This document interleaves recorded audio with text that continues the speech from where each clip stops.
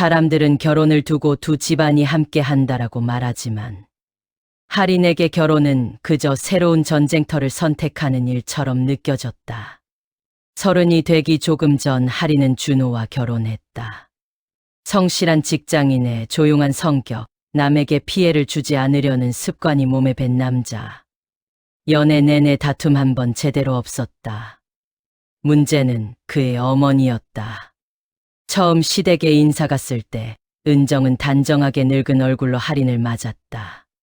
짧게 자른 머리, 다문 입술, 눈가에 깊게 박힌 주름. 그 얼굴은 피곤해 보였지만 어딘가 매서웠다. 왔어요. 첫 인사치고는 너무 건조한 말이었다. 그렇다고 대놓고 무례한 것도 아니라 애매하게 사람을 불편하게 만드는 태도. 할인은 최대한 상냥하게 웃으며 인사했다. 처음 뵙겠습니다. 윤아린입니다. 은정은 잠시 할인을 위아래로 훑어보더니 어깨와 손, 그리고 눈동자의 시선을 잠깐씩 꽂았다. 생각보다 말랐네. 칭찬도 아니고 걱정도 아닌 감정이 빠진 평가.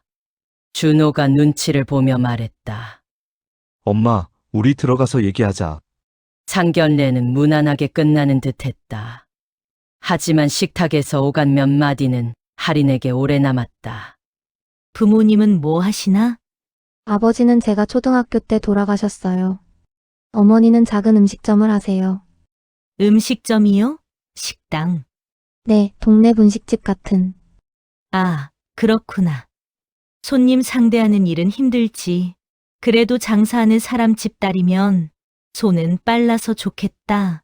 말로만 보면 칭찬 같지만 어딘가 미묘한 위아래가 느껴지는 말투였다.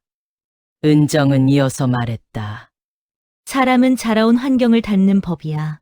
아버지 없이 자라면 여자 혼자 고생하는 모습만 보고 크니 사는 게 더 버거워 보일 수도 있지. 그 말이 그래도 대견하다는 뜻인지, 그래서 결혼 생활을 잘 못할 수도 있다는 뜻인지, 할인은 알아채지 못했다.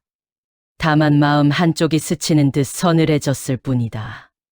상견례를 마치고 돌아오는 길, 준호는 애써 웃으며 말했다. 우리 엄마 말투가 좀 그래. 사람을 직접적으로 막 깎아내리는 건 아닌데 듣기엔 좀 그렇지? 괜찮아, 긴장하셔서 그랬겠지. 할인은 일부러 아무렇지 않은 척 웃었다. 그러면서 속으로 다짐했다. 시어머니한테 잘하면 언젠가는 마음을 열어주시겠지. 결혼 준비는 정신없이 흘러갔다. 웨딩홀 예약, 스드메 계약, 신혼집 계약. 준호는 최대한 할인의 의견을 따르려고 노력했다. 우리 결혼하고 바로 엄마랑 같이 살 필요는 없어.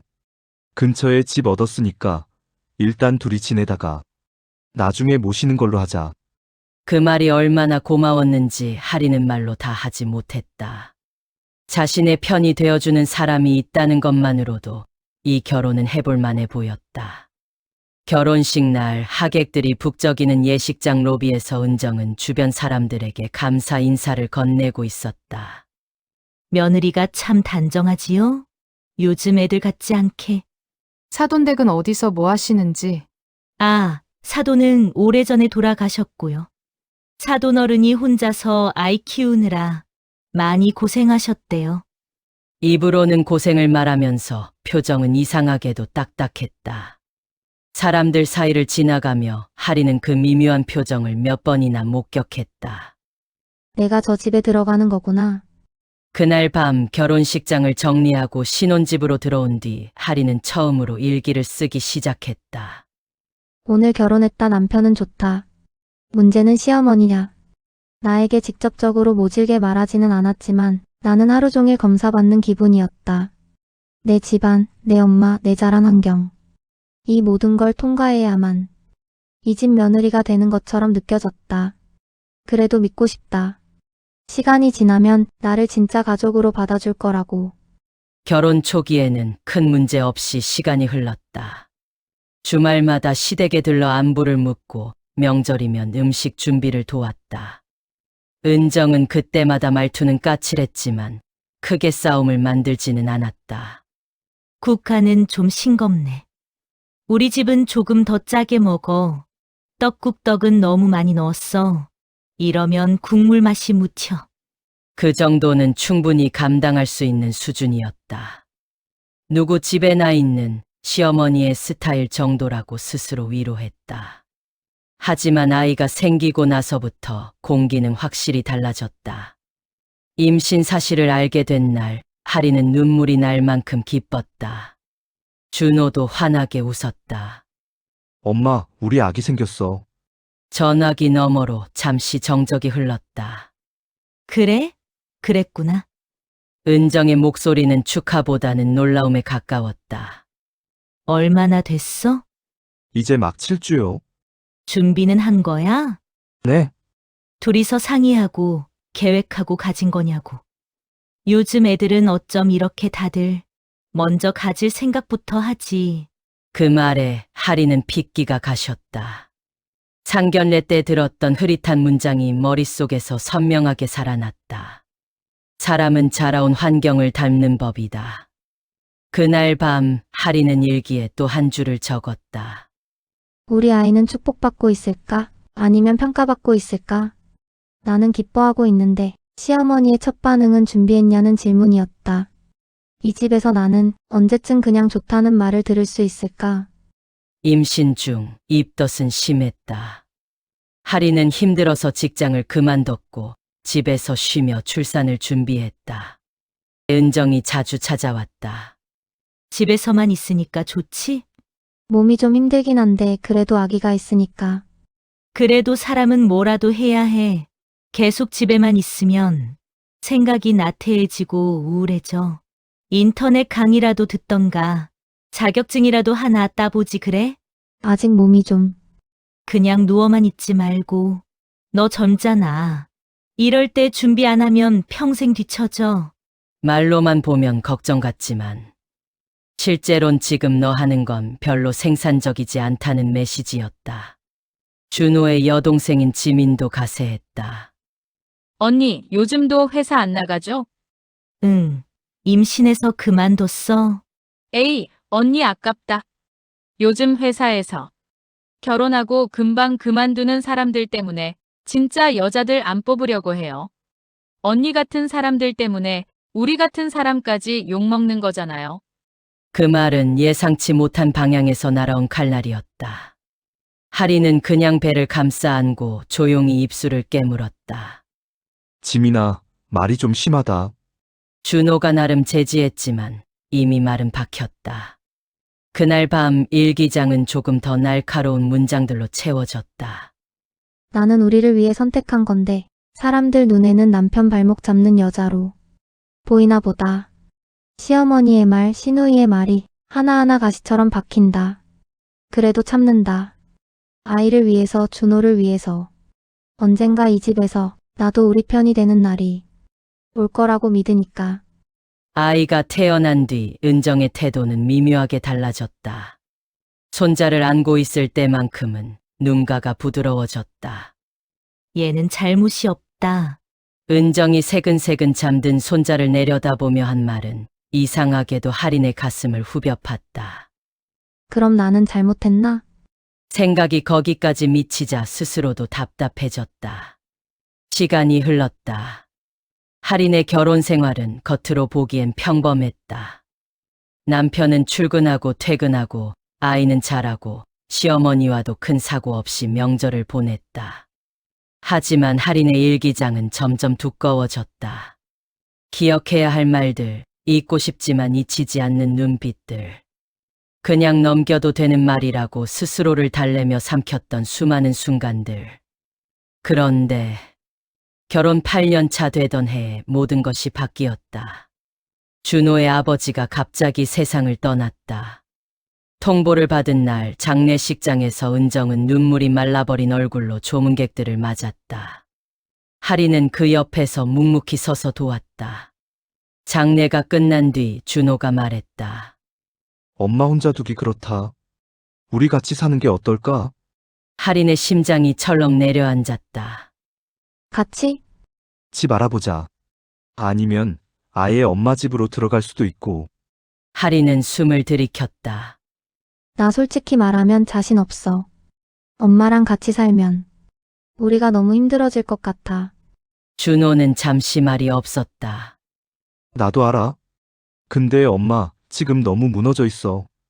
혼자 집에 두면 더 안 좋을 것 같아서. 그 말은 당연히 맞았다. 남편을 잃은 은정의 모습은 할인도 차마 외면하기 어려웠다. 그날 밤 할인은 오래 고민하다가 일기를 펼쳤다. 나는 지금 선택의 기로에 서 있다. 이 집 며느리로서 당연히 해야 할 일을 할 것인가? 아니면 내 마음을 지키기 위해 거절할 것인가? 하지만 그 어떤 선택을 해도 누군가는 나를 이기적이라고 할 것이다. 그래서 결국 같이 살기로 했다. 대신 나도 이제 예전의 며느리가 아니라고 스스로에게 말해준다. 기록하고 보고 기억할 것이다. 이 집에서 일어나는 모든 일들을. 지금은 그게 내가 나를 지키는 유일한 방법이다. 그리고 할인은 모르는 사실이 하나 있었다. 그가 일기를 쓰며 버티기 위해 칼을 갈고 있다고 느끼는 바로 그 순간. 다른 방에서 은정도 자신의 마음을 붙잡고 있었다는 걸. 같이 살자는 말을 들은 밤. 은정은 혼자 거실에 앉아 있었다. 남편의 사진이 걸린 벽을 바라보며 아주 오래된 기억을 곱씹었다. 할인. 입 안에서 굴러나온 이름이 이상하게도 며느리가 아닌 어린아이를 떠올리게 했다. 베넷머리를 한 작고 여린 아기. 끔찍한 눈보라가 치던 날 품에서 놓쳤던 그 아이. 은정은 차마 누구에게도 말하지 못한 사실을 혼자 속으로 되뇌었다. 내 딸이 며느리로 돌아왔다. 하지만 그 진실은 아직 아무에게도 들려줄 준비가 되어 있지 않았다. 이 말도 안 되는 인연이 어떻게 시작되었는지, 왜 은정이 끝까지 입을 닫고 있었는지, 그리고 이 집안이 어떤 폭발을 맞게 되는지는 함께 살기 시작하는 순간부터 하나씩 드러나게 된다. 이삿날 아침 할인은 박스 위에 걸터앉아 한숨을 내쉬었다. 거실 한가운데 쌓인 짐 더미가 앞으로의 삶을 상징하는 것처럼 느껴졌다. 괜찮아? 준호가 다가와 물었다. 뭐.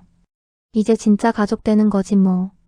스스로를 달래듯 웃었지만 마음 한구석은 무거웠다. 그동안 시댁과 거리를 두고 살면서 겨우 유지해온 평형이 이제 깨질 것이 분명했기 때문이다. 은정의 집에 도착했을 때 문은 열려 있었다. 집안은 오래된 냄새와 함께 살림의 흔적이 고스란히 남아 있었다. 왔니? 은정은 평소처럼 표정 없는 얼굴로 둘을 맞았다. 손자 민호에게만 잠시 미소가 스쳤다. 우리 민호 왔어?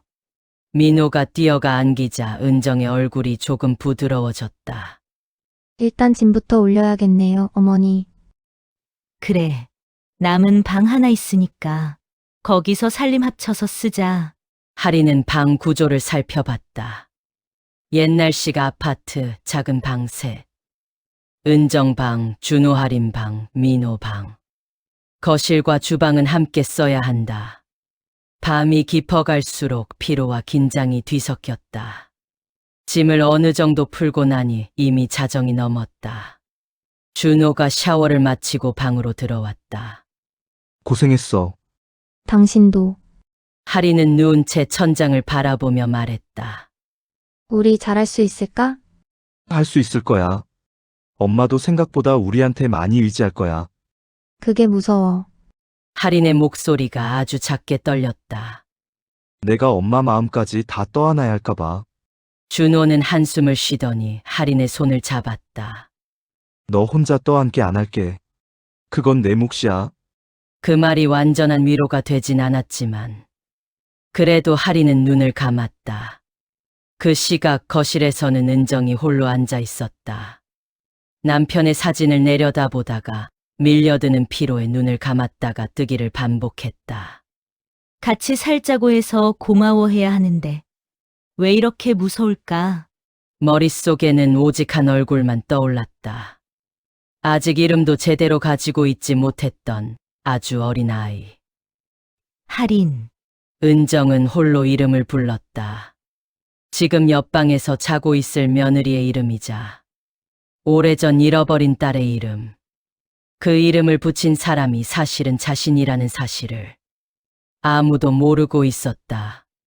다음 날 아침 은정은 평소보다 일찍 일어났다. 새벽 공기에 익숙해진 몸은 자동으로 부엌으로 향했다. 밥을 안 치고 국을 끓이며 반찬을 꺼냈다. 그렇게 한참을 움직이고 있는데 문득 거실에서 발소리가 들렸다. 할인이었다. 어머니, 제가 할게요. 은정은 슬쩍 시계를 봤다. 이 시간에 일어나긴 힘들 텐데. 같이 살면서 시어머니 혼자 부엌에 세워두면 제 양심이 불편해서요. 말은 농담이었지만 사실이기도 했다. 할인은 자신이 게으른 며느리로 보일까봐 늘 과하게 긴장했다. 국은 제가 끓게요. 어머니는 다른 반찬 준비하시면. 됐어. 너 아직 집 정리도 못했잖니. 너 할 일은 방 정리야. 주방은 내가 할게.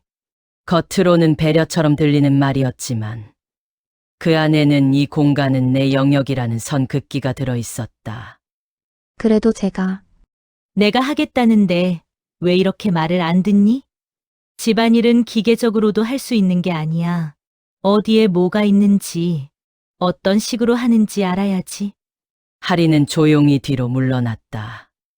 이 집 주방엔 내가 들어갈 자리가 없구나. 그날 하루 할인은 방 안의 짐을 정리하면서도 머릿속으로는 부엌에서 들려오는 냄비와 그릇 소리만을 따라갔다. 점심때 지민이 찾아왔다. 현관문이 열리자마자 밝은 목소리가 집안을 채웠다. 엄마, 나왔어. 은정의 얼굴에 순간 미소가 떠올랐다. 완니 들어와. 지민은 방에서 나오는 할인을 보고 손을 흔들었다. 언니, 이사 잘했어요? 응, 뭐 잘 들어왔지. 식탁에 둘러앉으면서 지민이 말했다. 엄마, 이제 심심하진 않겠다. 집에 사람 많으면 좋지. 좋긴 한데 불편한 것도 있지. 서로 맞춰야 하니까. 은정의 말에 지민이 씩 웃었다. 언니가 맞추면 되죠, 뭐. 엄마는 여기 주인이잖아요. 여기 주인이잖아요. 그 한마디가 할인의 마음에 박혔다. 주인과 손님. 그건 출발 전부터 다르다는 뜻이었다. 밥을 먹는 동안에도 시어머니와 시누이의 말은 알게 모르게 할인의 위치를 밀어냈다. 민호야, 밥은 이렇게 먹는 거야. 너희 엄마가 맨날 국만 먹어서 그렇지. 밥이 세상에서 제일 중요한 거야. 언니, 집에서는 뭐 하냐고 자꾸 물어보더라. 그래서 내가 그랬지. 우리 올케요? 애 키우고. 시어머니 도와드리면서 잘 살아요라고. 지민은 웃으면서 말했지만 그 말 안에는 딱 그 정도라는 평가가 섞여 있었다. 저녁 무렵 할인은 방으로 들어와 문을 닫았다. 가방에서 일기장을 꺼내려다 잠시 멈췄다. 이제 같은 집에 사는데 여기까지 들릴까? 괜한 생각이 들었다. 그래도 결국 펜을 들었다. 같이 살기 시작한 첫날. 주방은 시어머니의 성역이다. 나는 그 경계 밖을 맴돈다. 시누이는 농담처럼 선을 긋는다. 여기 주인은 엄마라고. 나는 이 집에서 주인이 아닌 손님으로 살아야 하는 걸까? 이 집에 내 자리를 만들 수 있을까? 아니면 맨 구석에 작은 상자 하나 겨우 얹고 살다 나가야 할까? 일기를 덮으려던 순간 문득 문 뒤에서 발소리가 들렸다. 할인아, 은정의 목소리였다. 네, 어머니. 할인은 황급히 노트를 침대 아래로 밀어 넣었다. 문이 열리고 은정이 얼굴을 내밀었다. 잠깐 얘기 좀 할 수 있니? 둘은 마주 보고 앉았다. 은정은 어쩐지 평소보다 조금 더 진지한 표정이었다. 같이 살게 된 김에 우리 서로 오해 없게 살고 싶어서 하는 말인데. 할인의 심장이 뛰기 시작했다. 드디어 얘기하려나?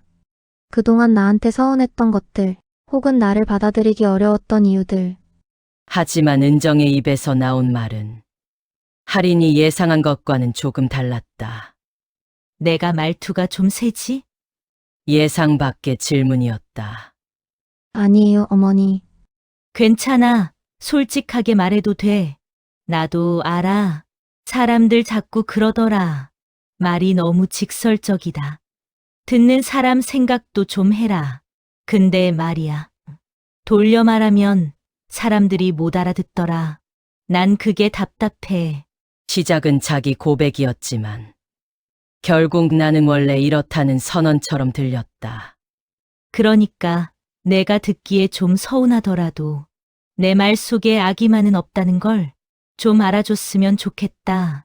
괜히 혼자 마음에 담아두지 말고 네, 그러다 병 된다.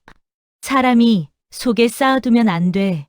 그 말이 할인의 가슴을 세게 치고 지나갔다. 속으로 쌓아두지 말라고?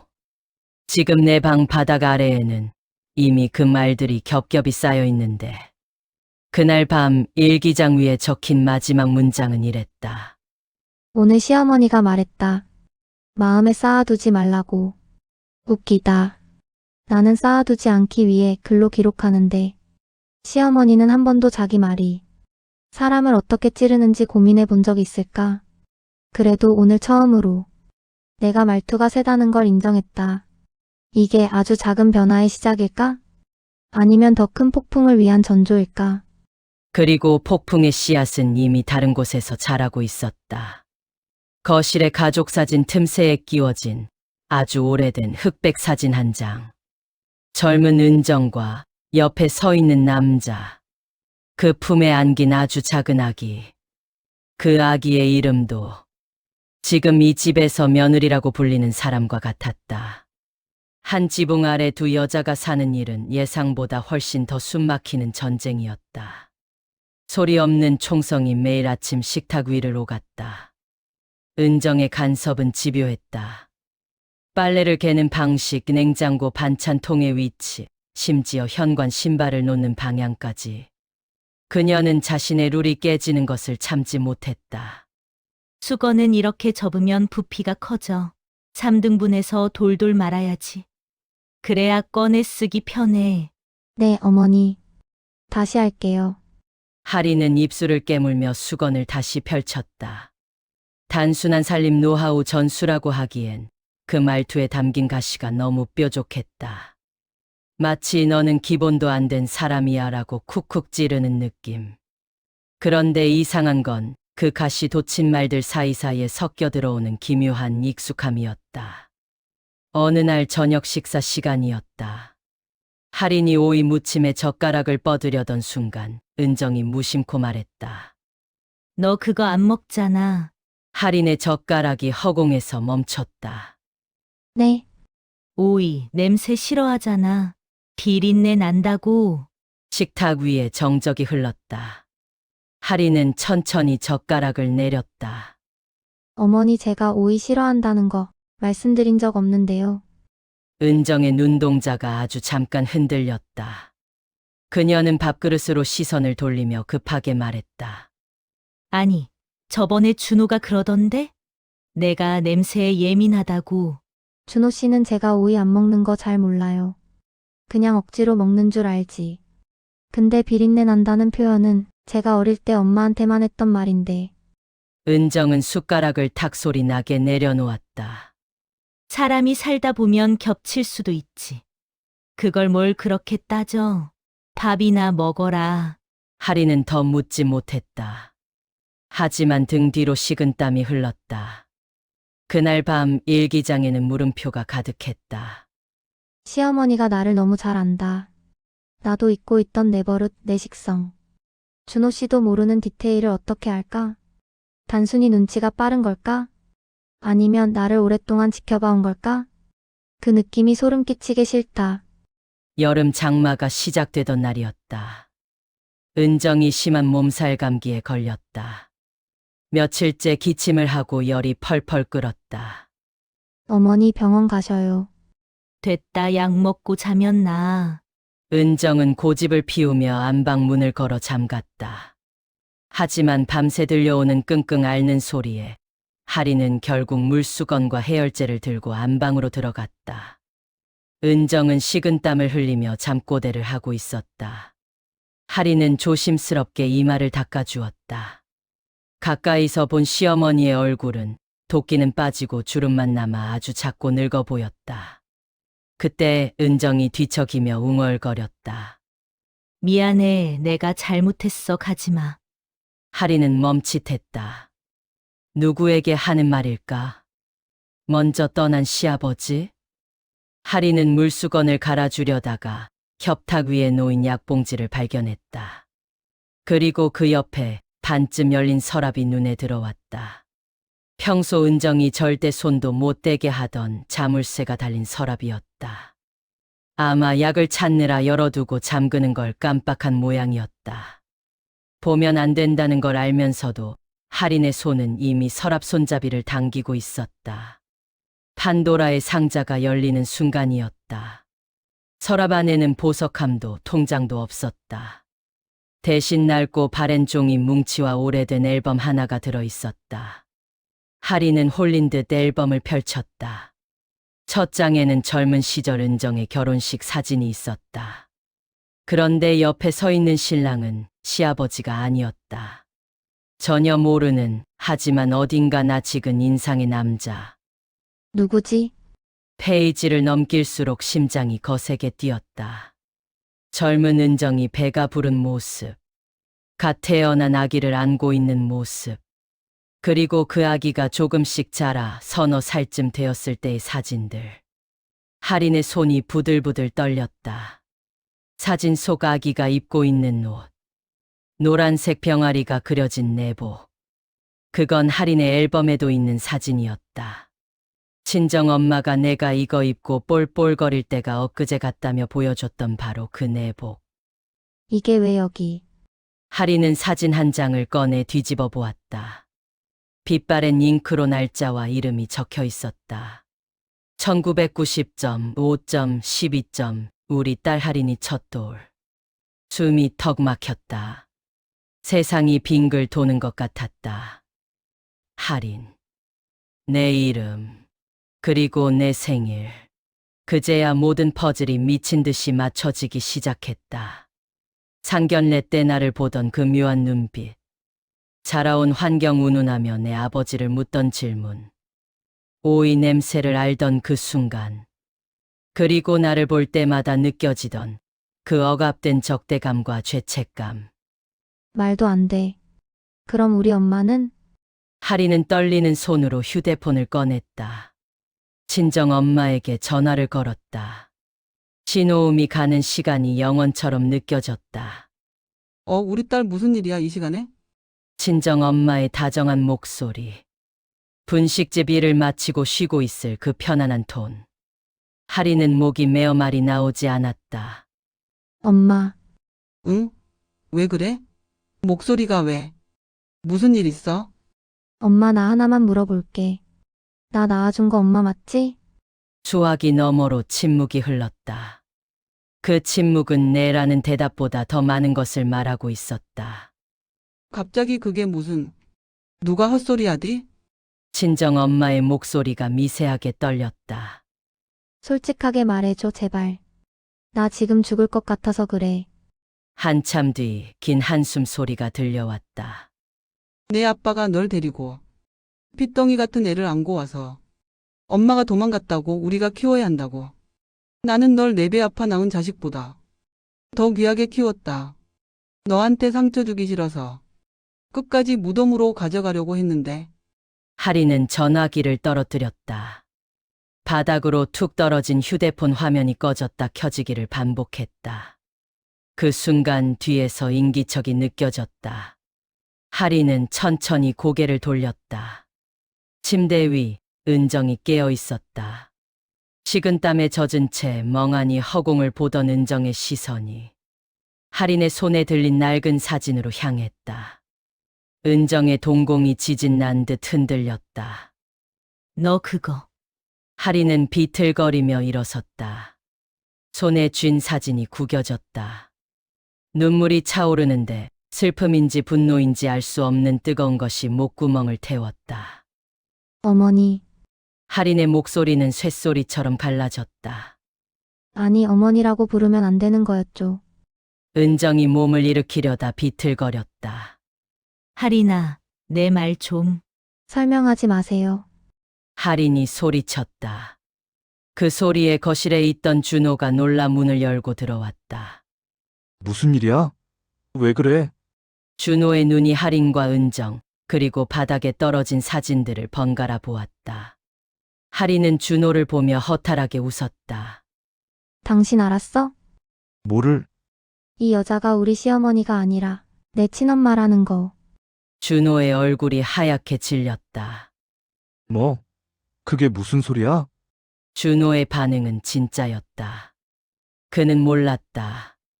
이 기막힌 막장 드라마의 주인공은 오직 두 여자뿐이었다. 할인은 은정에게 다가갔다. 가까이서 본 그녀의 눈은 공포로 가득 차 있었다. 평생을 숨겨온 비밀이 발가벗겨진 사람의 눈. 대답해봐요. 나를 며느리로 맞았을 때 알고 있었어요? 은정은 고개를 떨궜다. 처음엔 몰랐어. 이름이 같아서 설마 했지.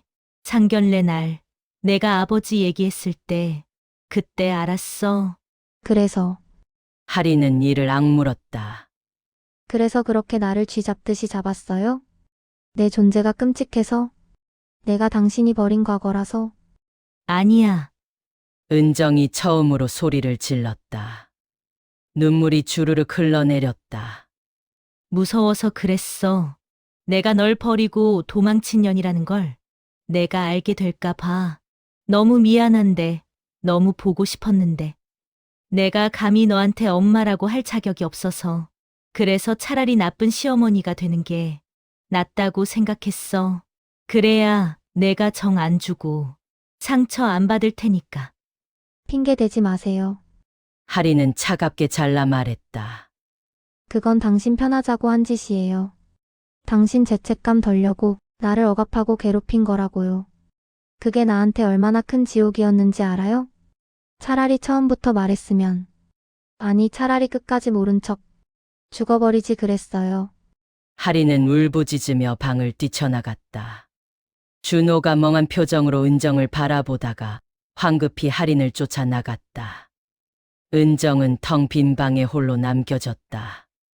바닥에 흩어진 사진들 속에서 어린 할인이 해맑게 웃고 있었다. 은정은 그 사진을 가슴에 품고 짐승처럼 오열했다. 그날 밤 할인은 집을 나오지 못했다. 갈 곳이 없었다. 친정 엄마에게 갈 수도 없었다. 자신을 속이고 키운 엄마도, 자신을 버리고 시어머니가 된 엄마도 모두가 가해자처럼 느껴졌다. 할인은 민호의 방에 들어가 문을 잠갔다. 그리고 오랫동안 쓰지 않았던 일기장을 꺼냈다. 손이 너무 떨려 글씨가 삐뚤빼뚤했다. 다음 날 아침 집안은 무덤처럼 고요했다. 거실에는 멈춘 시계 소리만 들렸다. 오후가 되어서야 은정이 방문을 열고 나왔다. 하룻밤 사이에 10년은 더 늙어버린 모습이었다. 그녀의 손에는 낡은 가방 하나가 들려 있었다. 거실 소파에 앉아있던 할인과 눈이 마주쳤다. 은정은 힘겹게 입을 열었다. 내가 나갈게. 할인은 아무 말도 하지 않았다. 내가 나갈 필요 없다. 이 집, 원래 내 아버지가 나랑 살려고 마련했던 돈으로 시작한 거야. 그러니까 내 집이나 다름없어. 은정은 신발장 쪽으로 걸어갔다. 그 뒷모습이 너무나 작고 초라했다. 그때 현관문이 벌컥 열리며 지민이 들어왔다. 엄마, 전화는 왜 안 받아? 아프다며. 지민은 들어오자마자 심상치 않은 분위기를 감지했다. 짐 가방을 든 엄마, 눈이 퉁퉁 부은 올케, 그리고 구석에서 머리를 감싸 쥐고 있는 오빠. 무슨 일이야? 엄마 어디가?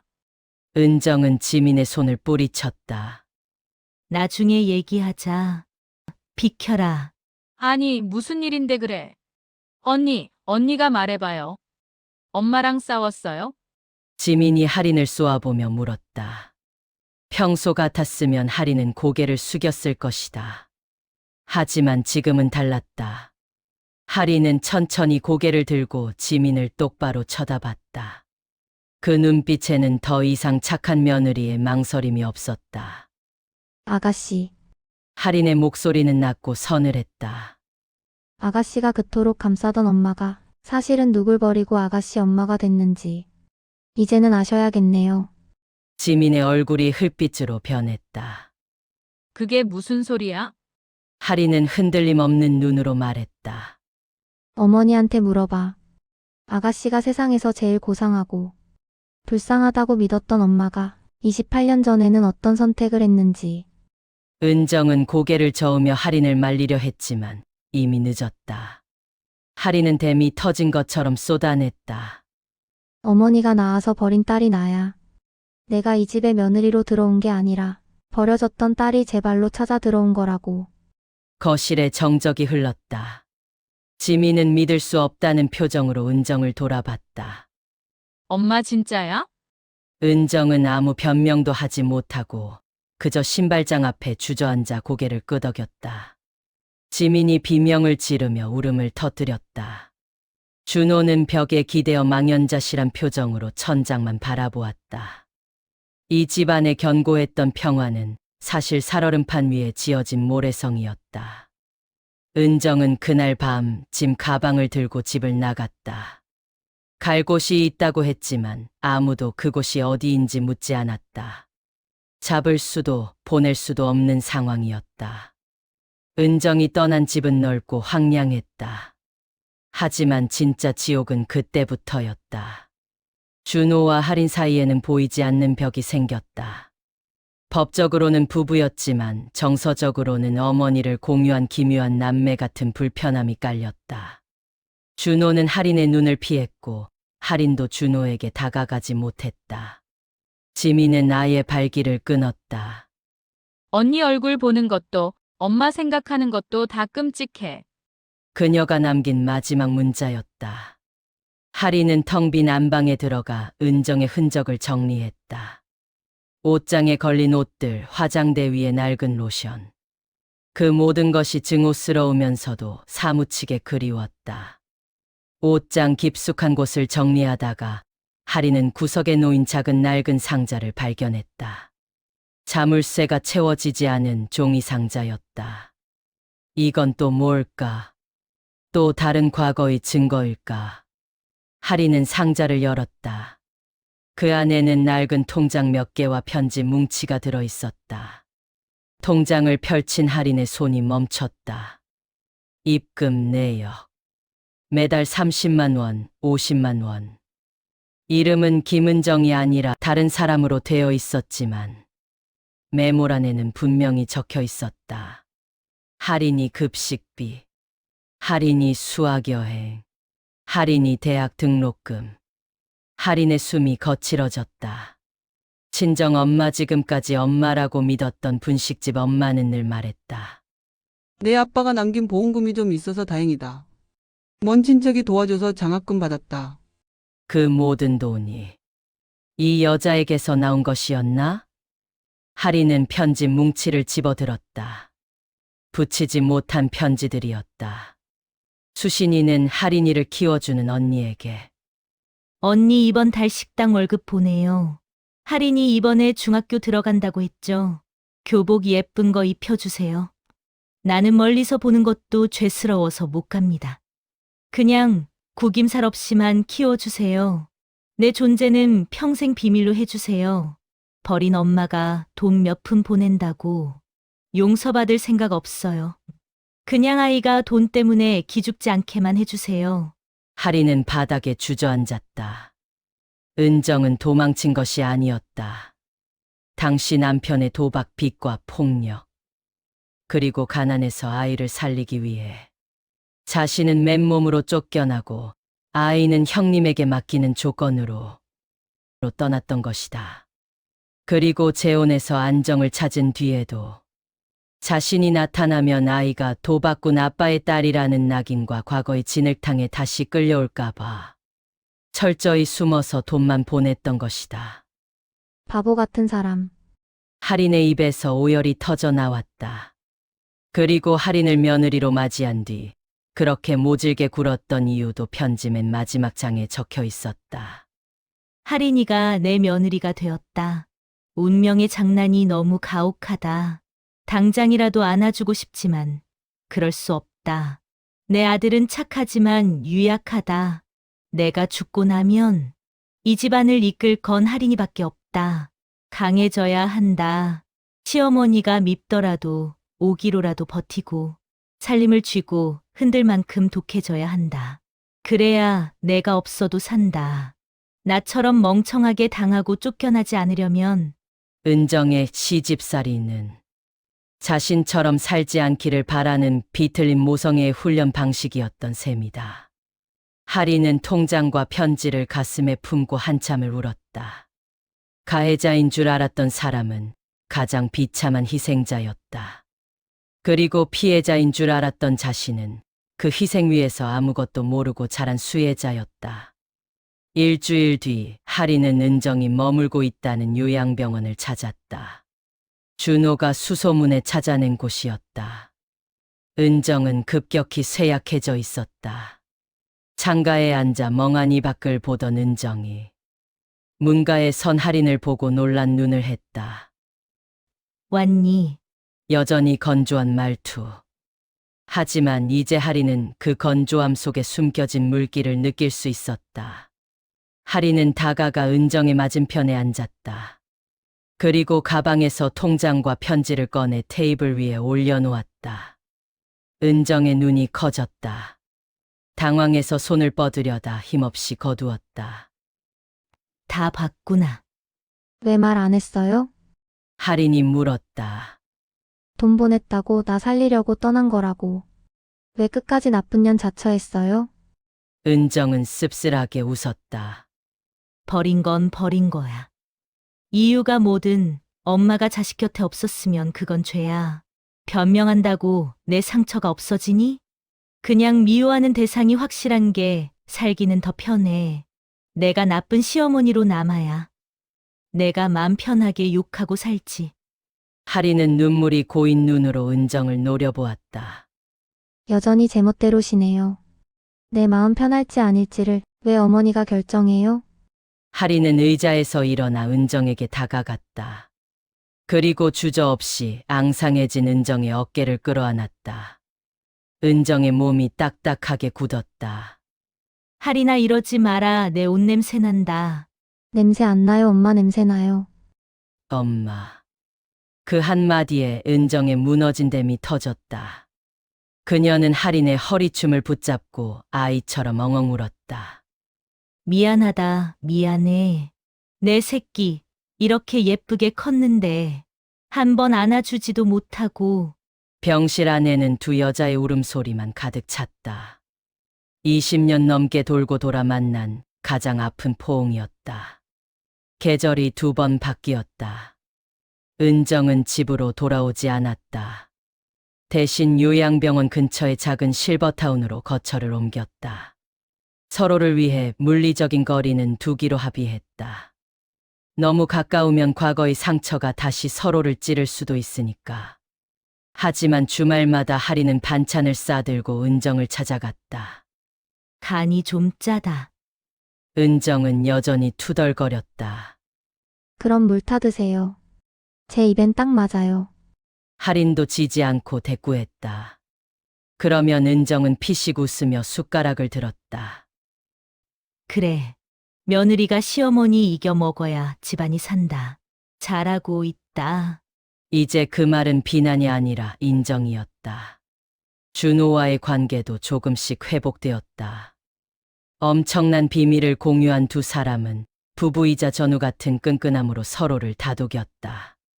어느 늦은 밤 할인은 책상 정리를 하다가 오래된 일기장을 발견했다. 결혼 초부터 시어머니를 저주하며 썼던 검은 노트. 할인은 그 노트를 펼쳤다. 날 선 문장들이 가득했다. 이 집 식구들 다신 보고 싶지 않다. 바퀴벌레 보듯 하는 눈빛. 할인은 펜을 들었다. 그리고 마지막 페이지에 새로운 문장을 적어 내려갔다. 나는 오랫동안 복수를 꿈꿨다. 나에게 상처 준 사람들을 무너뜨리는 것이 승리라고 믿었다. 하지만 이제 안다. 진짜 복수는 그들의 사정을 이해해버리는 것이다. 미움이 연민으로 바뀌는 순간 복수의 칼은 녹슬어 사라진다.